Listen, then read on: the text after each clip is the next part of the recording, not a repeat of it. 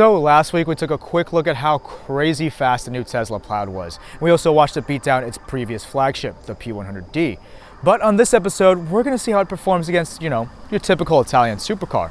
Let's take a look. This is the 2021 Lamborghini Aventador SVJ.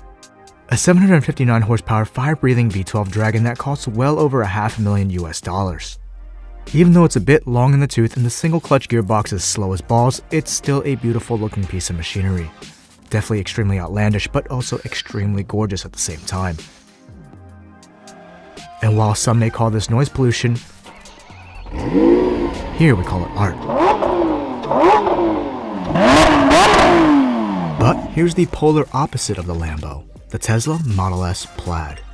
4 doors, mildly conservative looking, and powered by a magical force called electricity.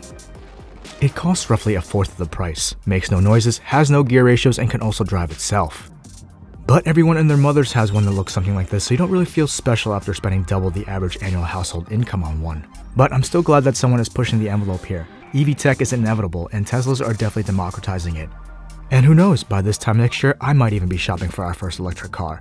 In terms of performance, we already know its basic capabilities from all the various press sources. 1 second 0 to 60, 9 second quarter miles, but what about the half mile? Well, we pegged it at over 165, and that to me is the ultimate test of a car's raw power.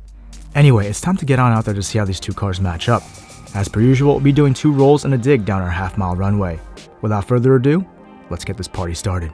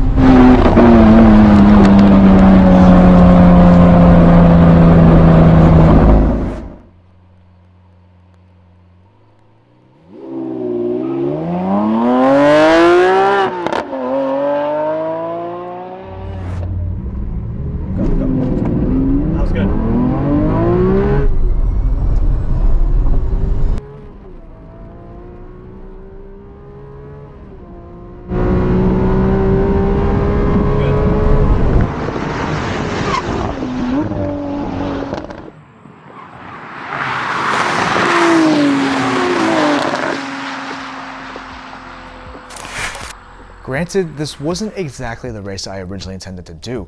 We were supposed to get a Ferrari F8 Tributo to race against the Plaid, which would have been a much closer matchup. But the SVJ is still a quick car. It's arguably Lamborghini's quickest production car as of right now. It was also a little bit unfair because the Lambo had a passenger in it, and it couldn't go into Corsa mode for the launch from a dig because it was still being broken in. Then again, the Plaid had around 50% battery life as well. Anyway, let's quickly take a look at the numbers that we got from the runs. For this one, we'll only reference the 60 to 130 since that's the best way to judge what happened. For the Tesla, we got an average time of 5.32 seconds, which is slower than what we tested it at 60%. And that echoes my power drain theory at about 0.2 seconds of performance loss per every 10% drained. Now the SVJ ran a disappointing 7.59, which is a full second slower than when we tested it originally. But I think that being brand new, still being broken in, having a passenger, and short shifting might have had an effect on that. But even if it ran the mid 6 second time it's capable of, it still would have been walked by the Tesla. So yeah, we're not really learning anything new here.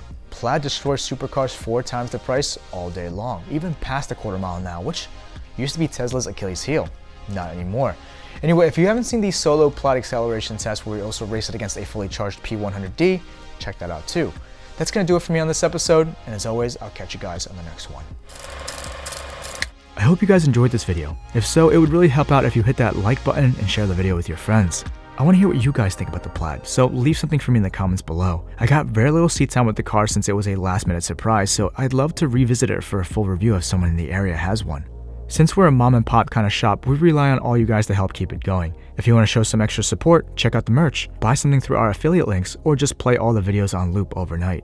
And if this is your first time here, don't forget to watch some more stuff on the channel. I produce all sorts of cinematic car content, so if you like what you see, smash that subscribe button for new episodes whenever they come out. Thanks for watching.